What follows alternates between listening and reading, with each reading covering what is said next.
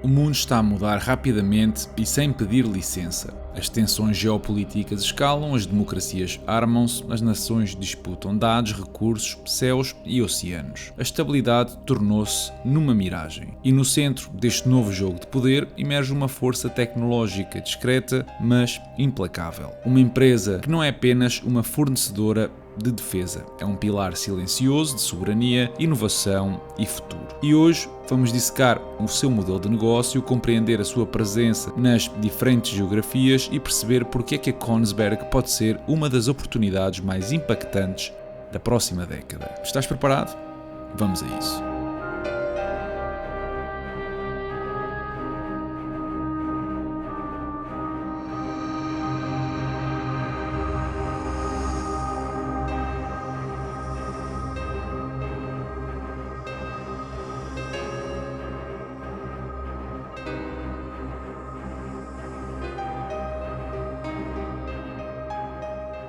Olá e sejam bem-vindos a mais um episódio do canal Dividendos. A Kongsberg Gruppen, com sede na cidade de Kongsberg, na Noruega, é um grupo tecnológico internacional fundado em 1814. Ao longo destes mais de 2 séculos, evoluiu de uma fábrica de armas para um conglomerado tecnológico com forte presença nos setores da defesa, marítimo, aeroespacial, energia e digitalização industrial. Num mundo caracterizado, como bem sabemos, pela instabilidade geopolítica, a urgência climática e a transição energética, esta empresa aparece como uma das empresas europeias melhor posicionadas para capitalizar os grandes vetores da transformação global. O seu modelo de negócio híbrido, combinando elementos da defesa com tecnologia marítima, a digitalização e a exploração dos oceanos, é hoje um ativo estratégico de um valor crescente. Assim, a empresa opera através de 4 segmentos que, apesar de distintos, se interligam através de algo em comum: o domínio tecnológico, aplicado a ambientes operacionais complexos, e cada área serve mercados críticos e em expansão. Por exemplo, o segmento da defesa e aeroespacial, onde a empresa fornece sistemas de mísseis, defesa aérea, comunicações e satélites, o que são pilares da segurança nacional em tempos de guerra e da reconfiguração da NATO. Tem o segmento marítimo, que atua em todo o ciclo de vida naval, desde navios de cruzeiro à frota de apoio offshore ou transporte de gás natural, promovendo a digitalização e a descarbonização do transporte marítimo global. Um segmento associado à exploração, onde desenvolve soluções para a exploração oceânica,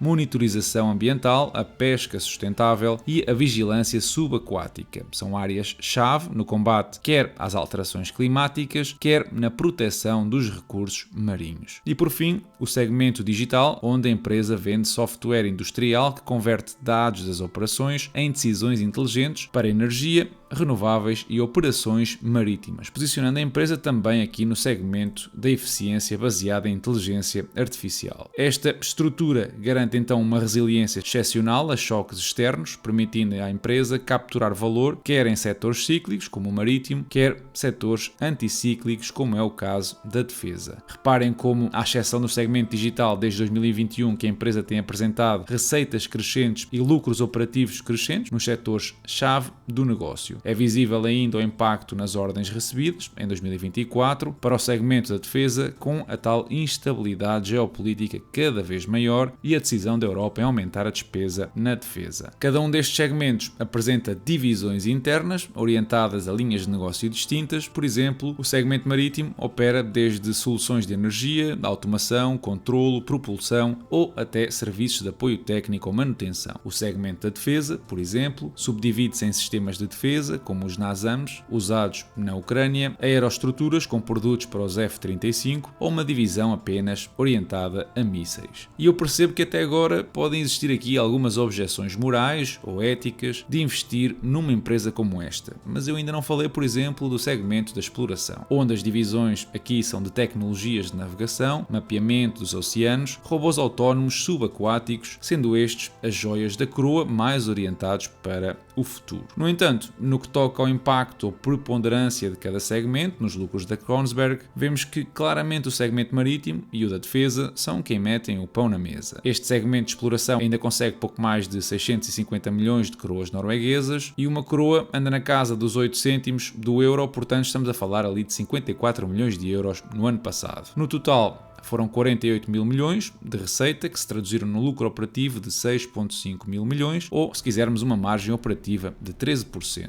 Entrando na diversificação geográfica, a empresa opera em mais de 40 países, com praticamente um terço da receita originária da Europa, que, se este um terço somarmos a receita do próprio país, neste caso da Noruega, chegam juntos praticamente a metade da receita total. A América do Norte e a Ásia fecham o pódio com preponderâncias muito semelhantes na casa dos 20%.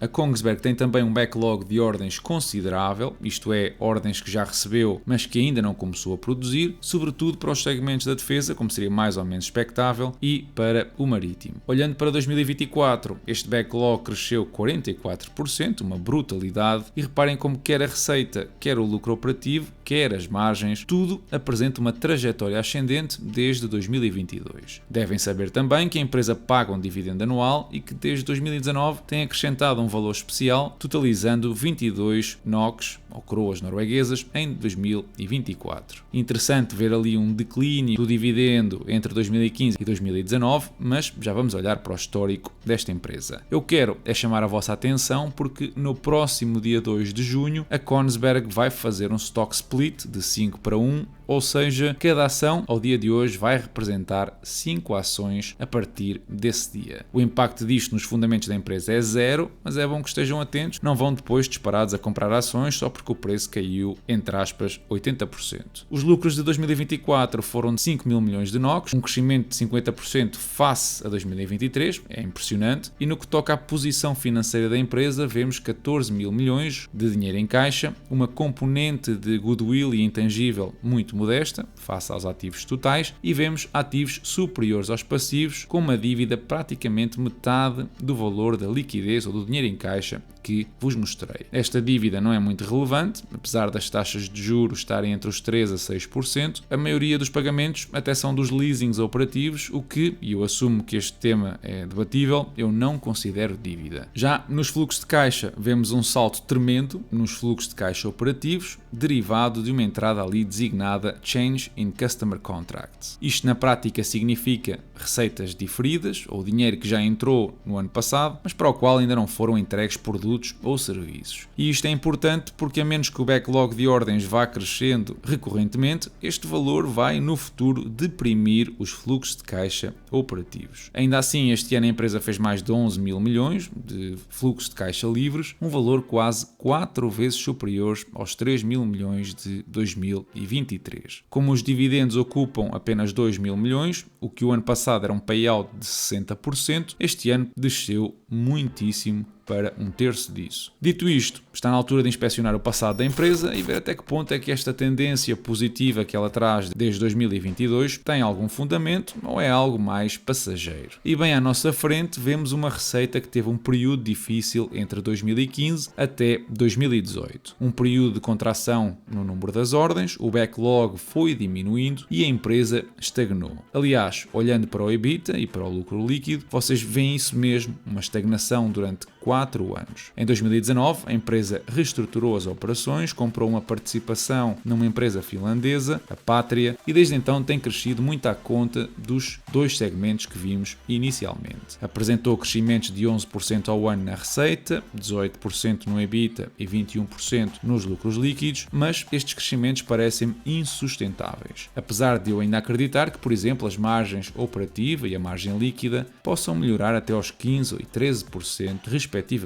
A empresa, em 2018, comprou também a divisão marítima da Rolls-Royce, através de um aumento de capital, e por isso é que nós vemos ali alguma diluição aos acionistas, porque, regra geral, o número de ações em circulação manteve-se estável. A nível de performance, é claramente visível a tendência positiva do ROIC, dando o tal salto em 2019, e está agora na casa dos 20%. E atenção, porque também não acredito que consiga melhorar substancialmente em valores muito superiores a isto. Já os fluxos de caixa mostram um crescimento nos últimos 5 anos de 41% ao ano, mas muita atenção porque, se eu calcular o crescimento neste intervalo entre 2017 e 2023, o mesmo não supera os 6% ao ano. Portanto, vamos necessitar de muito cuidado para projetar o futuro desta empresa e não entrar aqui em cenários irrealistas. Falando então de futuro, a empresa está posicionada de forma única para beneficiar de 2 megatrends globais. O primeiro é a sustentabilidade. Com mais mais de 80% do comércio mundial feito por mar, a descarbonização das frotas é inevitável. O segmento marítimo da empresa já equipa 1/3 da frota mundial com soluções ou de propulsão, de navegação ou automação, o que lhe dá desde logo um posicionamento quase incontornável. As soluções digitais integradas que otimizam o uso de combustíveis alternativos, como o LNG, a amónia e o metanol, fazem também da empresa um player essencial nesta transição. Os segmentos marítimo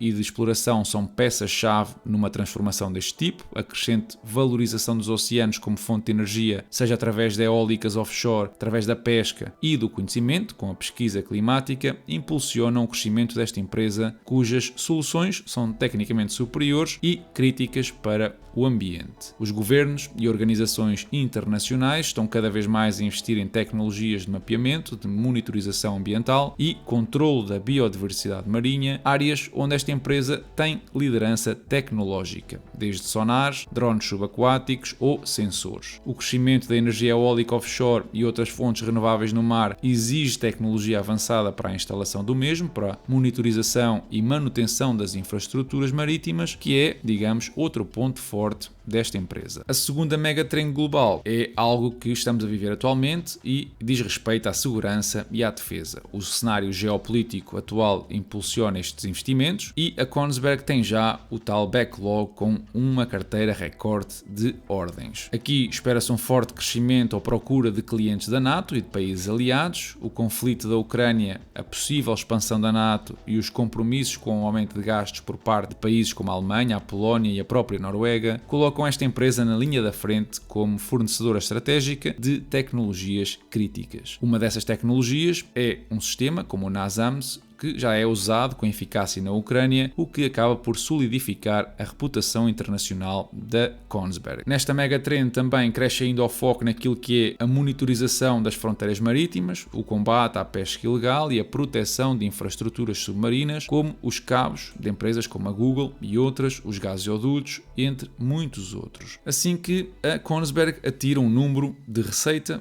em 2033 de 120 mil milhões de coroas norueguesas, ou seja, basicamente triplicando a receita do ano passado. Ora, com um modelo de negócio altamente escalável e com a capacidade para beneficiar de efeitos de rede à medida que as plataformas digitais ganham adoção, no momento de eu projetar o EBITDA e tendo em consideração tudo o que eu acabei de mencionar, vou respeitar as projeções da empresa e dar-lhe um EBITDA de quase 20 mil milhões de NOK em 2033. Ora, para uma receita de 120 mil milhões, isto seria uma margem de EBITDA de 16%. E aqui está o primeiro catch, é que a empresa conseguiu evoluir a margem nos últimos anos, de 7 para 14. Ora, no meu cenário base, eu estou a assumir que a otimização da margem seria apenas de 2%, muito atrás do que fez na década passada. Já no cenário pessimista, a margem para os mesmos 120 mil milhões seria de 13%. No cenário otimista, a margem EBITDA, nas mesmas condições anteriores, seria então de 22%. Assim que na prática, a melhor margem dar-nos-ia uma valorização de 5%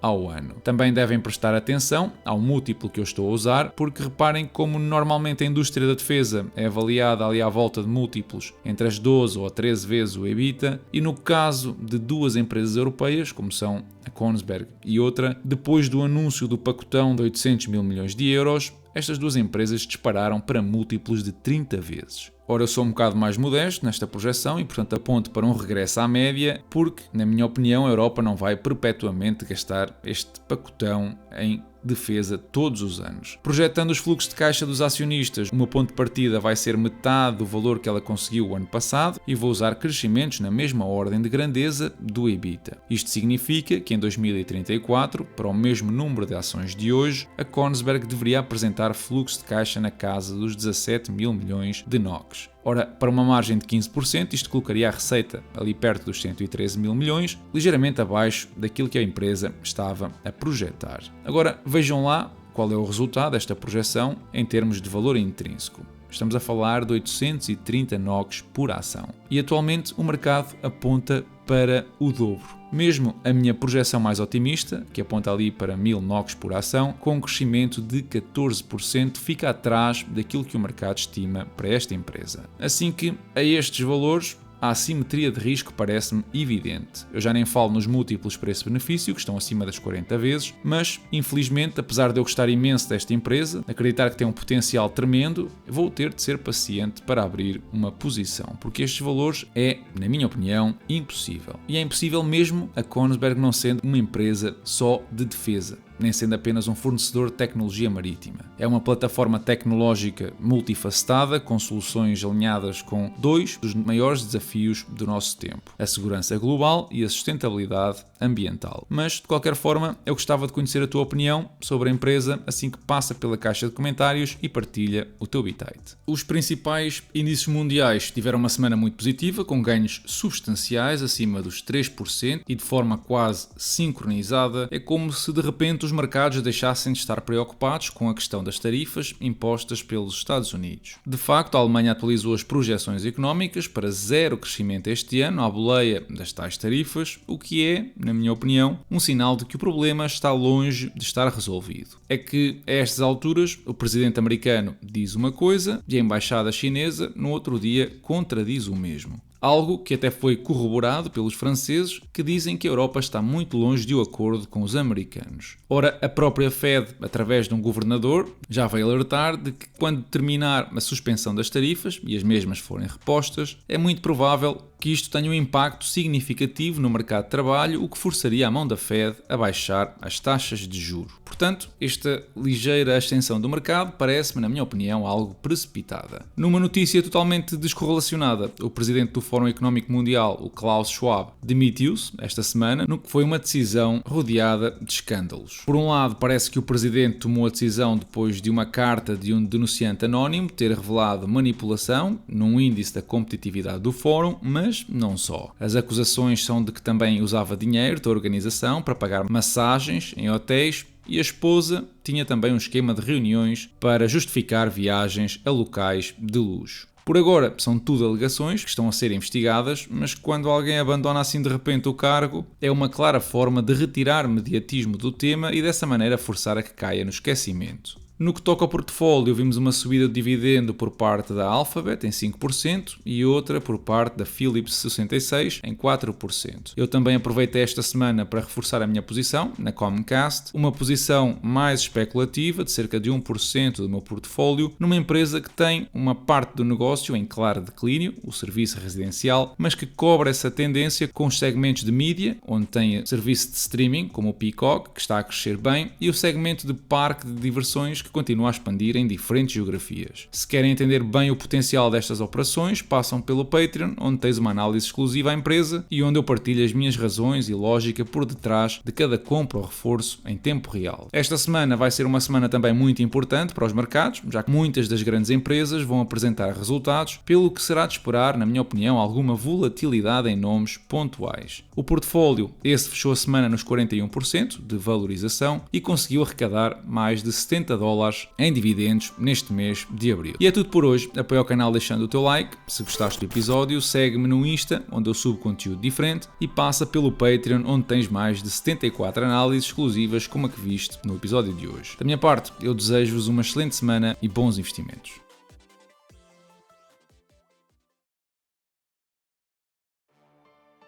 The whole thing about getting an edge, I think, is overrated because most people have all the facts. It's a question of how you interpret the facts. I mean, people think that I had some sort of unbelievable edge about the subprime mortgage sector. I had the same facts everybody else had. I just looked at them differently.